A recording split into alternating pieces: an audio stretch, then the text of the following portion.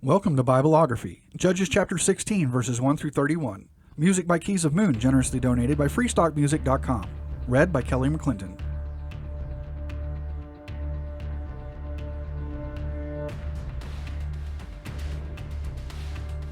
One day Samson went to Gaza, where he saw a prostitute. He went in to spend the night with her. The people of Gaza were told, "Samson is here!" So they surrounded the place and lay in wait for him all night at the city gate. They made no move during the night, saying, "At dawn, we'll kill him." But Samson lay there only until the middle of the night. Then he got up and took hold of the doors of the city gate together with the two posts and tore them loose, bar and all. He lifted them to his shoulders and carried them to the top of the hill that faces Hebron. Sometime later, he fell in love with a woman in the valley of Sorek, whose name was Delilah. The rulers of the Philistines went to her and said, "See if you can lure him into showing you the secret of his great strength and how we can overpower him, so we may tie him up and subdue him. Each one of us will give you 1,100 shekels of silver."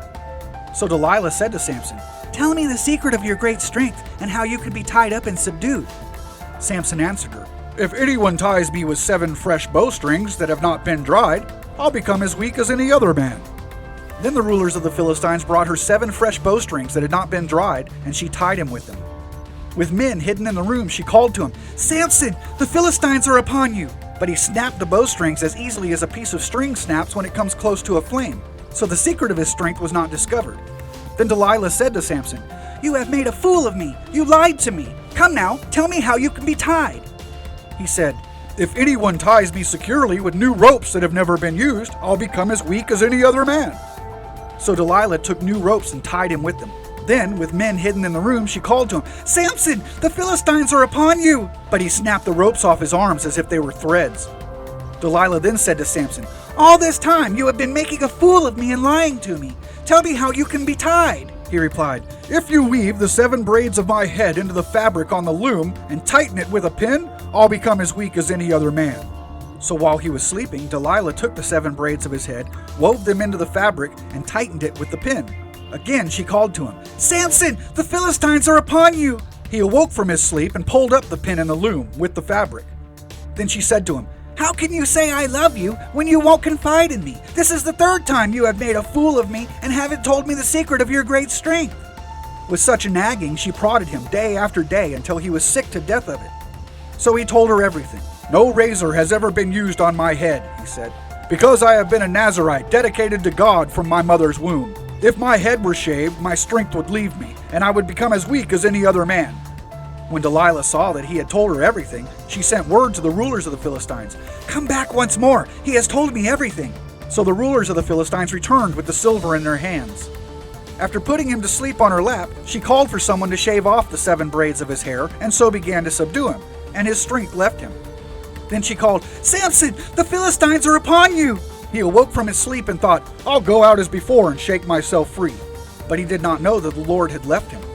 Then the Philistines seized him, gouged out his eyes, and took him down to Gaza. Binding him with bronze shackles, they set him to grinding grain in the prison. But the hair on his head began to grow again after it had been shaved.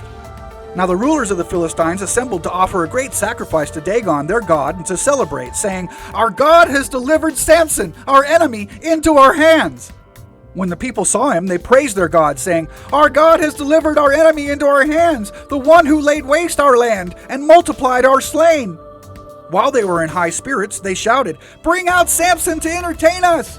So they called Samson out of the prison, and he performed for them. When they stood him among the pillars, Samson said to the servant who held his hand, "Put me where I can feel the pillars that support the temple, so that I may lean against them." Now the temple was crowded with men and women. All the rulers of the Philistines were there, and on the roof were about 3,000 men and women watching Samson perform.